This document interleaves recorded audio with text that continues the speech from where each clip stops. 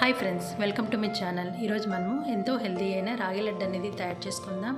దీని ఎలా తయారు చేసుకోవాలో చూద్దాం. ఇప్పుడు స్టవ్ ఆన్ చేసి ఒక పాన్ పెట్టి ఇందులోకి కొన్ని వేరుశెనగ పప్పులు అలాగే 4-5 జీడిపప్పులు వేసేసి వీటిని లో ఫ్లేమ్లో దోరగా వేగనివ్వండి. ఇవి దోరగా వేగిపోయిన తర్వాత స్టవ్ ఆఫ్ వేసుకొని వీటిని కొద్దిగా చల్లారనివ్వండి. ఇప్పుడు వేరుశెనగ పప్పుల యొక్క పొట్టును తీసేసి వీటిని ఒక మిక్సీ జార్లోకి తీసేసుకోండి. ఇప్పుడు వీటిని మెత్తటి పొడిలా కాకుండా ఇలా కొద్దిగా పలుకుల్లాగా గ్రైండ్ చేసేసుకొని పక్కన పెట్టుకోండి. ఇప్పుడు స్టవ్ ఆన్ చేసి ఒక గిన్నె పెట్టి ఇందులోకి 1.5 కప్పు బెల్లాన్ని తీసుకోండి. ఇందులోకి 1 కప్పు నీళ్ళని పోసేసి వీటిని లో ఫ్లేమ్లో బెల్లాన్ని కొద్దిగా కరగనివ్వండి. ఇదేమి తీగపాకంలాగా ఏమి రావాల్సిన అవసరం లేదండి. ఇలా ఒక పొంగులాగా వచ్చేస్తే సరిపోతుంది.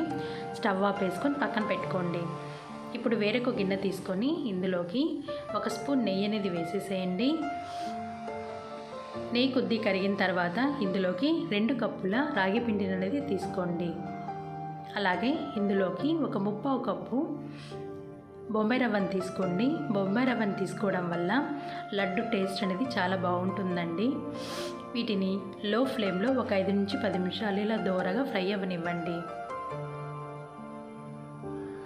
2 కప్పుల రాగి పిండికి 1.5 కప్పు బెల్లం అయితే కరెక్ట్గా సరిపోతుందండి.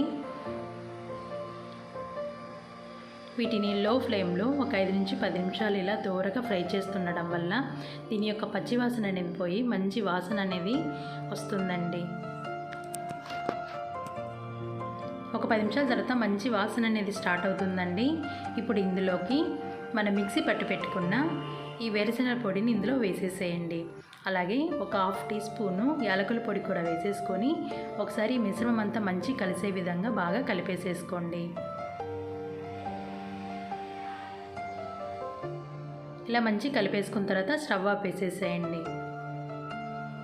ఇప్పుడు ఇందులోకి మనము కరిగించుకున్న ఈ బెల్లాన్ని ఒక ఫిల్టర్ సాయంతో ఇందులో పోసేసేయండి. ఇలా ఫిల్టర్ చేయడం వల్ల ఏమైనా మలినాలు ఏమన్నా ఉంటే ఫిల్టర్ అయిపోతాయండి బెల్లంలో. ఈ మిశ్రమం మొత్తం మంచి కలిసే విధంగా ఇలా బాగా కలిపేసేసుకోండి.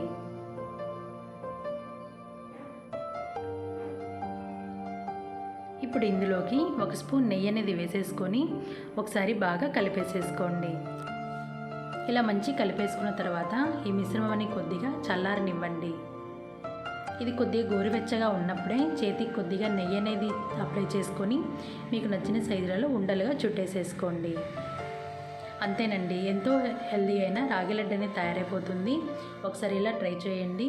Thanks for watching. Please like, share, subscribe my channel.